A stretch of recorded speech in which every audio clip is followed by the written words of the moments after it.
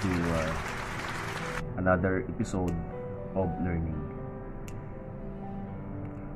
Last day or 2 days ago, I demonstrated one scenario or one technique on how to use the bowline in a rapid extraction. So I have already posted the video, and I hope you have learned and get some ideas on how to do the same. Okay, ngayong araw I will show you some of the equipments that is very essential in doing the rope rescue. But please be reminded that doing a rope rescue, high angle rescue, is a very risky job. That's why you should be properly trained. You have to be competent and authorized to perform the job. So without further ado, first that I'm going to show you what types of equipment you should have before doing a high angle rescue. That is one of the basic requirements that you should know kung ano yung mga equipment na dapat mong gagamitin sa scenario na pupuntahan mo. Okay, so first of all, you should have a complete rescue gear, or just like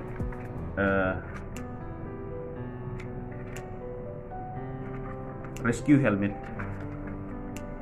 This is a Fitzel rescue helmet, and it has a flashlight. Usually pag gumagamit ka ng flashlight ay ang senaryo nito ay nasa confined space ka, madilim ang papasukin mo, so dapat lang na meron kang flashlight. Pero bago mo gagamitin ang equipment, you have to ensure that this flashlight is properly working. Dapat laging bagong battery. Yan siya. So, umiilaw siya. Yan. Tapos, you have to ensure that your rescue helmet should be properly maintained. Wala siyang crack, wala siyang mga damages. At saka, higit sa lahat, dapat should fit into your head para hindi siya magsashuggle, hindi siya gagalaw pagka ikay umaakyat or bumababa sa lubid. So although meron naman siyang adjustment dito sa likod na pwede mo siyang luwagan or higpitan according to your requirements.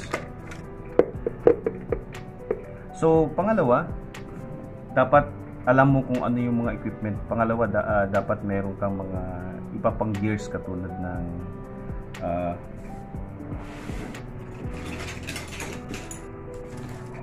rescue harness. In this rescue harness, we have already installed some of the equipment that is necessary, that is ready to use. Just like we have already a carabiner, a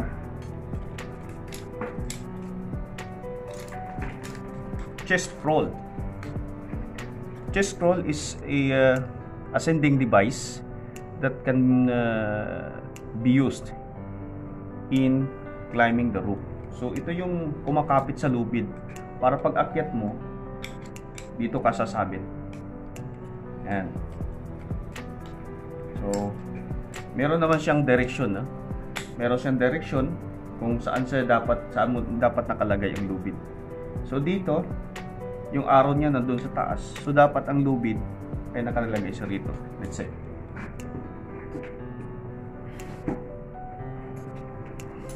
So kung galing sa taas ang lubid, dapat nakaganyan siya at sisiguraduhin nyo lang na nakalock. So kahit anong mangyari yan, pag paakyat ka, hindi ka niya ilalaglag, kakapit at kakapit yan. Kakapit at kakapit yan. See? Hindi ka malalaglag. Yan, kung gusto mo siyang tanggalin, i-unlock mo lang siya, then tanggal na uli yung lubid. So yun. Meron pa kayong ano dito. We've also put an extra rope. We called it a cow's tail, or Tagalog, buntot ng baka. Ito yung kadalasan ginagamit natin pag meron tayong nire-rescue. At dito natin i-attach yung casualty gamit ang carabiner. So ito yung carabiner. This is a CMC self-locking carabiner. So maraming klase ang carabiner. Merong threaded type, saka merong self-locking carabiner katulad dito. So ito yung sinasabing gate. Pag kailangan mo siyang bubuksan, ikutin mo lang siya ng pakanan, tapos tutulak mo siya ng paloob. So yun. So pag bibitawan mo siya, automatic siya maglalak. Ayan. So, carabiners.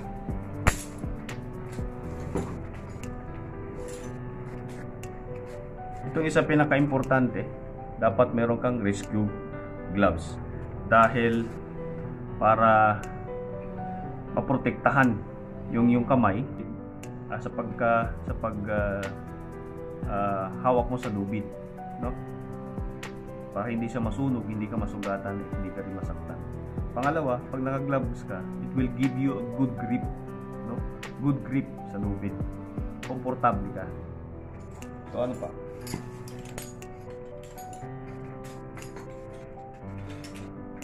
Meron din tayong pulley, rescue pulley. Meron tayong single pulley, at meron tayong double pulley. So, this double pulley and single pulley, you can build what they call a MES, or mechanical advantage system. That is very essential when you need to lower the casualty with a heavy load, no? So next episode we will be conducting on how to build the mechanical advantage system, just like 3:1, 4:1, and 1:1, no? And what we have here, we have this ascension. Ito yung ginagamit sa pag-akyat. So, ang principle nito is halos parehas lang siya dun sa chest crawl na pinakita ko sa inyo kanina. So, dito rin siya, may actually dalawang klase ito. Meron siyang right-handed, saka meron din siyang left-handed. Depende sa requirements mo kung kaliwete ka o kaya kanan ang ginagamit mo. So, ganun din ang principle niya katulad ng chest roll. Ayan, meron din siyang arrow pataas. So, susundan nyo lang kung saan nakalagay ang arrow sa taas. Kung may training ka, alam mo dapat yun. So, yan. Kung bubuksan mo siya, meron siyang locking mechanism dito. Tsaka, open. Ngayon, ito mo lalagay yung lubid. So, let's say, ang lubid galing sa taas, lalagay mo lang siya dito. Then, lock. So, yun. Tapos, meron siya ditong sling. Dito. Yan. Ito yung ginagamit mo paakyat. Meron siyang loop dito sa baba. Ayan yung loop dito sa baba. Kung saan mo ilalagay yung paa. yung paa mo para ikaw ay makaakyat. So, parang ganyan. Yan. Akyat. Oop. Ito kasi ang mechanism nito. Yan. Pwede mo siyang itaas. See? Pwede mo siyang itaas. Pero hindi mo siya pwedeng ibaba. Kakapit at kakapit yan. Yan. Kahit anong ano mo diyan, hindi ka bibitawan yan. Talagang malakas ang kapit niyan.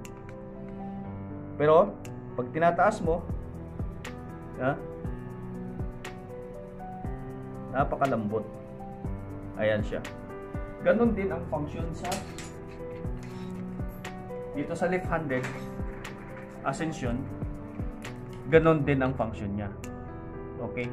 So, para lagi siyang ready, lagi siyang mayroong extra na carabiner para hindi ka na hahanap pag ikay nasa taas na. So, laging nakaset yan. So, itong pangatlong ipapakita ko.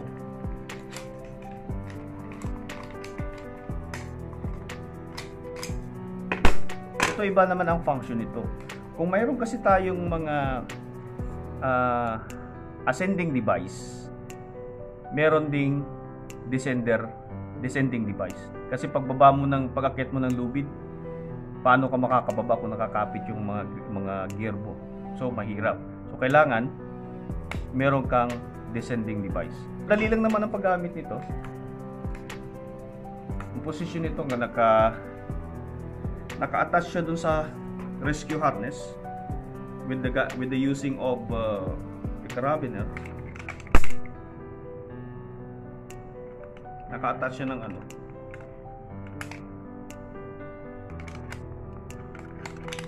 Pero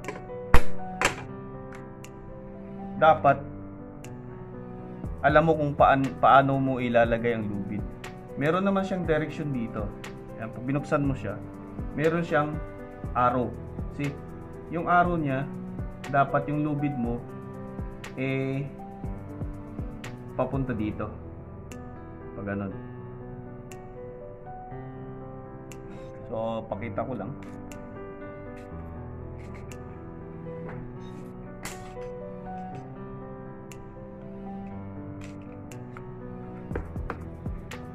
Kaya kailangan talaga pag nag-perform ka ng rescue ay properly trained ka.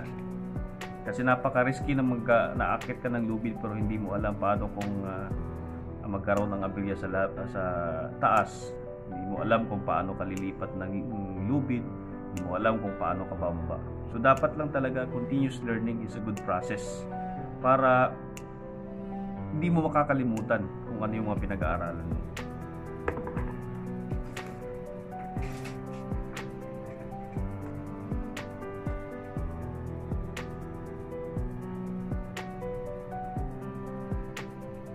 So, ang gagawin mo dyan, parang nakaganyan lang siya. Yan.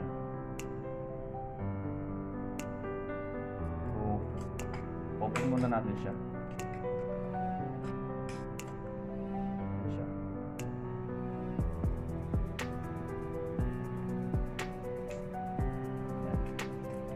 Tapos lock mo siya. Sabit po ulit dun sa carabiner na naka-attach sa ano mo, sa rescue harness. Tapos siguraduhin nyo lang na itong kanyang locking mechanism ay lagi nakalock.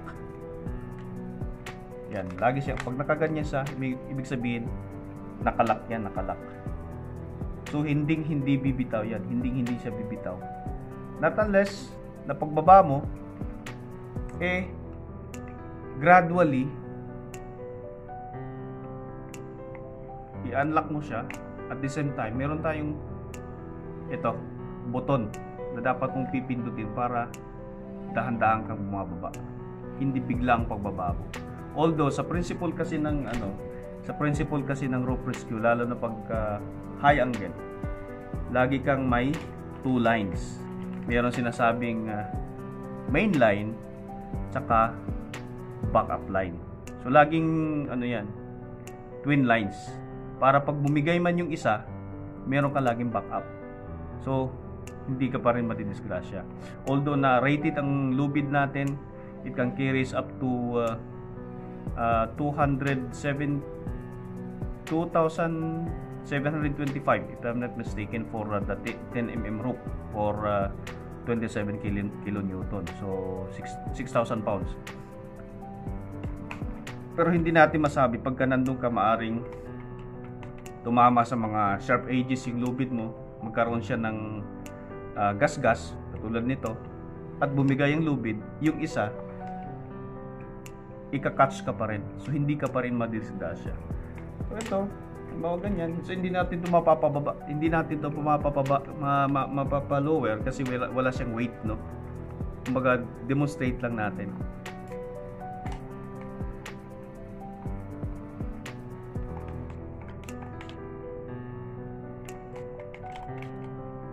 See, kung babanatin mo siya, nakababa siya, naka-unlock siya, kaya mo, nabubunot siya. Oh. Nabubunot yung lubid. Ayan. Maraming pinagagamitan nito. Once na gumamit ka din nito, marami kang pwedeng paggagamitan. Pwede mo siyang gamiting ascender din, as long as master mo na siya. Tsaka lowering. So, marami siyang purpose nito. Katulad din itong ascension. Pwede mo rin siyang gawing anchor. Pwede mo siyang gawing anchor sa pagbuhat ng casualty pag ito ay ililipat mo na sa'yo. No, kung ita-transfer mo na yung load transfer sa'yo. So, pwede mo siyang gagamitin. Marami pang gagamitan itong mga equipment natin na to. Pero mag-focus lang muna tayo sa single use niya. Kasi kailangan ng additional skills, more training pa yung pagka halimbawa ikaw magkakandak na ng rope rescue. So mayroon pa tayong marami pa tayong mga ibang equipment na pwedeng magagamit, katulad nitong jib. Ito tawag nito jib. Ito naman ascender din nito. Pero usually ginagamit lang to sa backup. Kasi pag umaakyat ka, bumibitaw yung bumibitaw yan. Open ang kanyang gate, open yan, hindi maglalak. Pero once na mayroong shock load, automatic i-grab niya yung rope. So hindi ka mahuhulog. Ayan. So yan lang ang iba. Yan lang muna mga basic na dapat nating matutunan sa ngayon. Later on, I will demonstrate how to do rappelling and rope ascending at the same time descending. So yun muna mga kaibigan ang pag-uusapan natin ngayon, at yun muna may bibigay ko sa inyo. Sana napupulutan nyo to ng konting aral. Tsaka pag mayroon na kayong nakapag-training na kayo ng high angle or technical rope rescue, ituloy nyo lang po yung you just keep on practicing, because sabi nga nila, practice makes perfect. So hopefully meron kayo nakuhang idea, at sa susunod na session natin ay ipapakita ko sa inyo kung paano siya i-apply pag ikay nandun na sa field or magkakandak na ng extraction or casualty rescue. So yun po, ito po si Lifesavers once again. Kung nagugustuhan yung aking video, please subscribe my channel, Lifesavers TV, at pakiclick na rin ang notification button para ikay ay updated sa mga bago kong videos. Maraming pong salamat at God bless po sa inyo.